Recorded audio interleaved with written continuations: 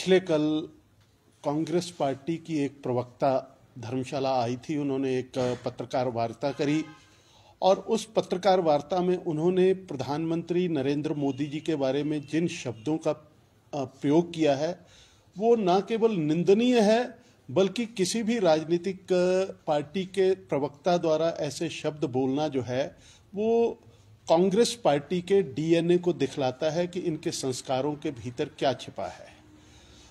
प्रधानमंत्री नरेंद्र मोदी जी के बारे में अपशब्द बोलना, उनको गाली देना, ये कांग्रेस पार्टी का कल्चर बन गया है, ये कांग्रेस पार्टी का फैशन बन गया है।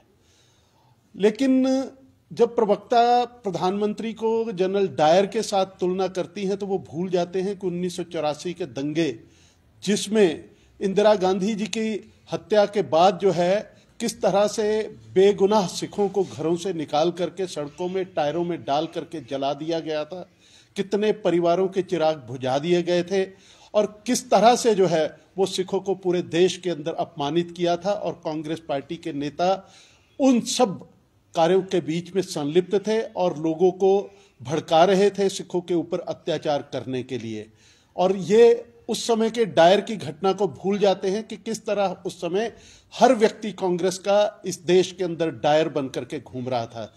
और ये केवल इनकी प्रवक्ता ने ही नहीं कहा, जो रितु चौधरी है सिर्फ उन्होंने ही नहीं कहा, इनके परिवार के मुखिया सोनिया गांधी जी आए दिन प्रधानमंत्री के ऊपर अभद्र टिप्पणी करती हैं, राहुल गांधी करते हैं, प्रियंका गांधी करती हैं।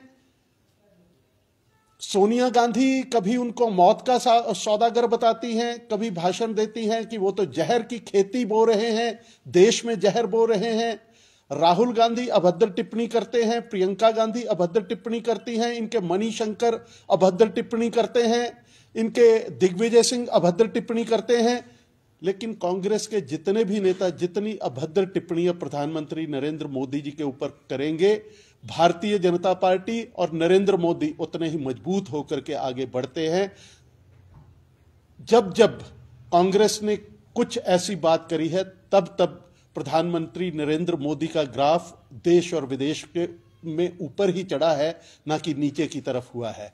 और कांग्रेस सिमटती जा रही है।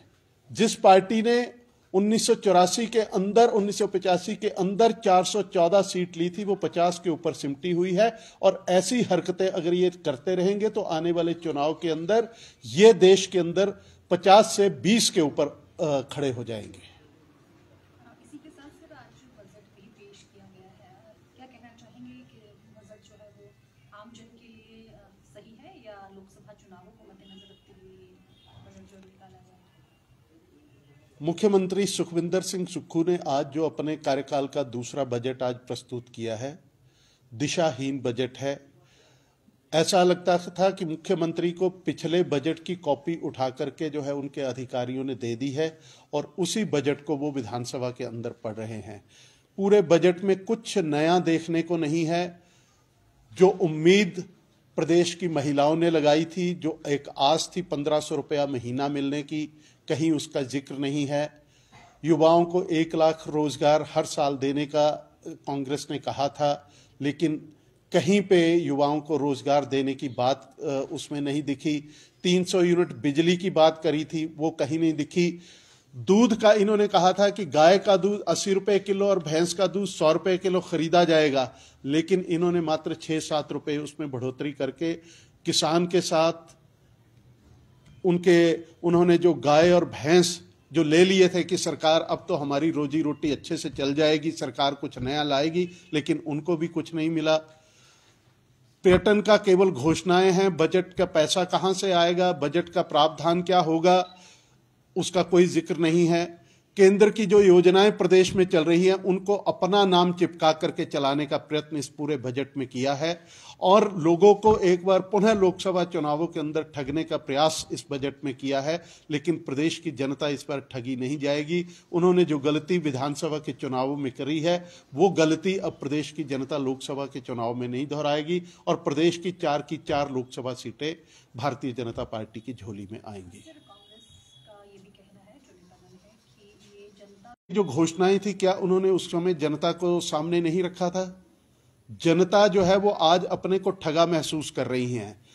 जो इन्होंने Rajiv Gandhi day care school खोलने की बात करी है, वो अटल आदर्श विद्यालय की योजना है, पैसा केंद्र का है, नाम ये अपना चला रहे हैं। इन्होंने प्राकृतिक खेती की बात करी है। प्राकृतिक खेती के जन्मदाता हिमाचल प्रदेश के अंदर हिमाचल प्रदेश के गवर्नर रहे जो आजकल गुजरात के गवर्नर हैं, आचार्य देवव्रत जी। वो प्राकृतिक खेती का उन्होंने बीड़ा उसको आगे बढ़ाने का उठाया था और उसको केंद्र सरकार ने भी उनके उस प्रयास को जो है वो आगे बढ़ाने में उनकी सहायता करी थी। और हिमाचल प्रदेश के यहाँ तक कि विधायकों की ट्रेनिंग जो है वो उन्होंने प्राकृतिक खेती के लिए करवाई थी। तो ये कोई कुछ नया नहीं है इसमें। जहां तक शिक्षा का ढांचा सुदृढ़ करने की बात सरकार करती है, 30 करोड़ रुपया जो यहाँ केंद्रीय विश्वविद्यालय का धर्मशाला कैंपस के लिए मिलना था, उसके लिए प्रदेश सरकार ने कोई योजना नहीं बनाई, उसका कोई जिक्र नहीं है। एक बार पुनः अब यहाँ कांगड़ा में क्या खोला जाएगा? चिड़ियाघर खोले जाएंगे। एयरपोर्ट के विस्तार के लिए उन्होंने कहा है, लेकिन पैसा कहां से आएगा उसका कोई प्रावधान नहीं है। केंद्र की योजनाओं को अपनी योजनाएं बता करके हिमकेयर के अंदर पैसा आज तक जो है वो पिछले 1 साल का पैसा सरकार की देनदारी बनी है अस्पतालों के ऊपर, उसका कोई जिक्र नहीं है। आयुष्मान भारत की योजना के अंदर 10% पैसा प्रदेश सरकार का उसमें जाता है, 90% केंद्र सरकार देती है, उसके ऊपर उनकी कोई योजना नहीं है। मेडिकल कॉलेज के अंदर उन्होंने कैंसर इंस्टीट्यूट खोलने की, हमीरपुर मेडिकल कॉलेज में खोलने की बात करी है, लेकिन हमीरपुर मेडिकल कॉलेज पूरा कैसे होगा, पैसा कहां से आएगा, क्या विस्तारीकरण की उनकी योजना है, कहीं पैसा कहां से आएगा उसका कोई प्रावधान जो है वो सरकार ने नहीं दिखाया है। 75,000 करोड़ रुपया कर्जा होने की बात करते हैं, लेकिन उस कर्जे का ऋण कहां से जाएगा, वो कर्जा कैसे उतारा जाएगा, उसका कोई जिक्र नहीं है। कर्मचारी का डीए सरकार ने देना है, एरियर सरकार ने देना है, वो कहां से पैसा आएगा, कब कर्मचारी को दिया जाएगा, उसका कोई जिक्र नहीं है। 1 लाख रोजगार कहां है, महिलाओं के 1500 रुपए कहां है, 300 यूनिट बिजली के कहां है, गोबर 2 रुपए किलो खरीद होनी थी वो कहां है।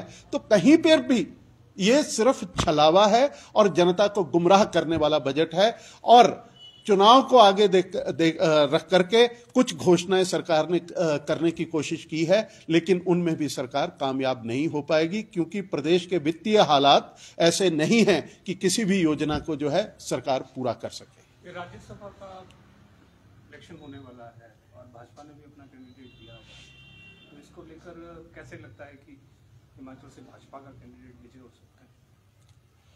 निश्चित तौर पे पूरी रणनीति के अंतर्गत जो है वो भारतीय जनता पार्टी के शीर्ष नेतृत्व ने निर्णय किया है।